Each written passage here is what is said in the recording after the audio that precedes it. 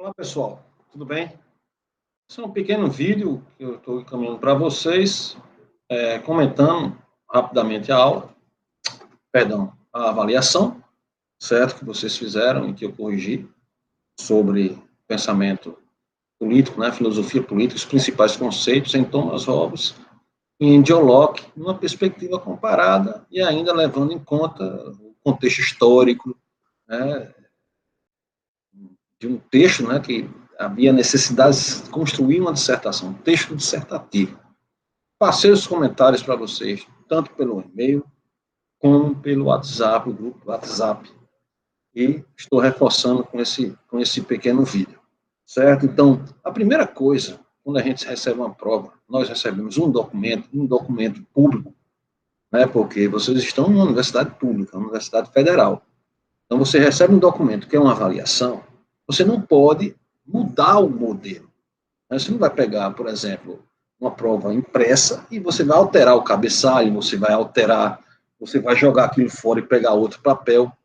Então, o documento da prova é aquele, ele deve ser feito naquele formato que foi encaminhado, certo? O texto na fonte que foi solicitada, no tamanho da fonte, que é o tamanho da letra solicitada, Arial, Times New Roman, um texto ajustado, um texto organizado.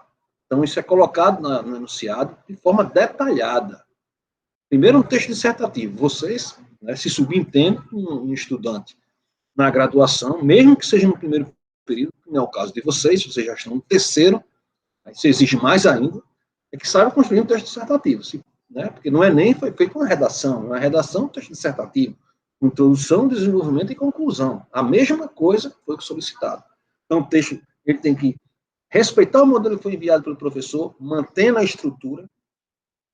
Ele tem que ser feito numa redação acadêmica, ou seja, se você está recebendo essa prova para responder em 24 horas, que você vai consultar textos, que você vai citar nome de autores, tanto diretamente, essas citações vão ser tanto do ponto de vista direto como indireto, certo? Isso tem que vir no corpo do texto, tem que vir no corpo do texto de forma clara. Se a citação é direta e é longa, então você vai ter que colocar em destaque, certo? Com referenciando o autor, o número da página que foi retirada daquela citação longa, e ela tem que ser comentada, ela não pode ser jogada no texto todo jeito. Tá certo? Então, deve-se levar em conta a questão da redação acadêmica, vocês têm que investir pesadamente nisso.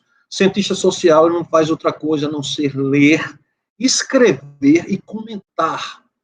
No caso da formação de vocês, que é licenciatura, escrever, né, ler, escrever, comentar e ministrar aulas, que é mais complexo ainda, certo? Muita gente acredita, não, estou fazendo ciências sociais, é um curso que basta eu fazer uma leitura, chegar ali, escrever e está tudo certo. Não, para você ser um excelente profissional nas ciências sociais, principalmente se quiser seguir uma carreira complexa, acadêmica, a longo prazo, para ter uma formação consistente, precisa investir em redação, produção textual, né?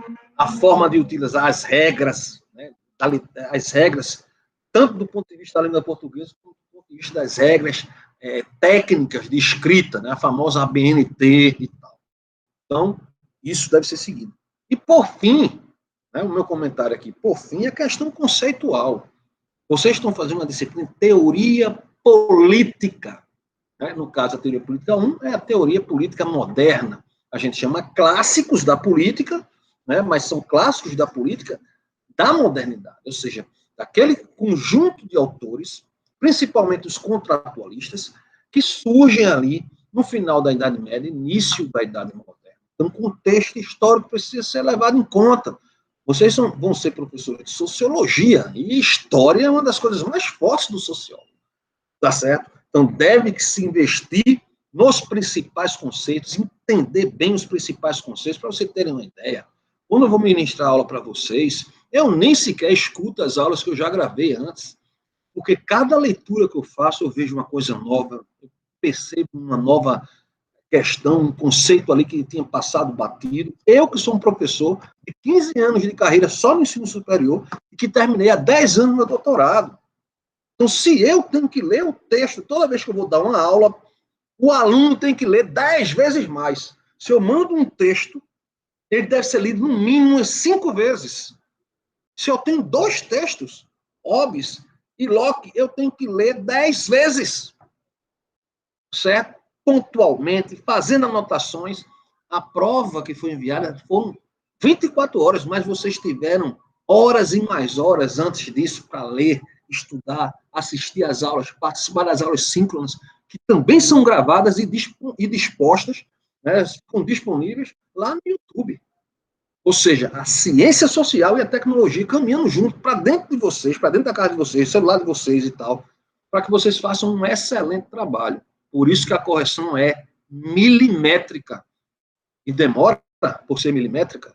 Né? Eu vou nas vírgulas, vou lá nas interpretações, na concordância verbal e nominal, tudo isso é importantíssimo.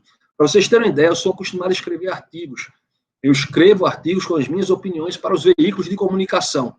Jornal do Comércio, blog do Jamildo, que é ligado ao NN Notícias, e o Jornal do Comércio de Pernambuco. Já tive publicados na Folha de São Paulo, no Globo, em vários. Eu tenho costume de fazer. Eu faço um artigo rapidamente. Fazer é fácil, difícil é terminar. Por que terminar, professor? Porque eu leio no mínimo 5 vezes. 6 vezes. Tem artigo que eu leio até 10 vezes depois que eu escrevo. Por quê? Porque passa uma vírgula, passa uma concordância. Às vezes eu leio, quando eu vejo na publicação, diz, rapaz, passou esse erro gramatical aqui, eu não percebi. Então, gente, tem que investir pesado nisso, sim. Certo? Tem dificuldade com a língua portuguesa, vai ter dificuldade com o raciocínio teórico e conceitual.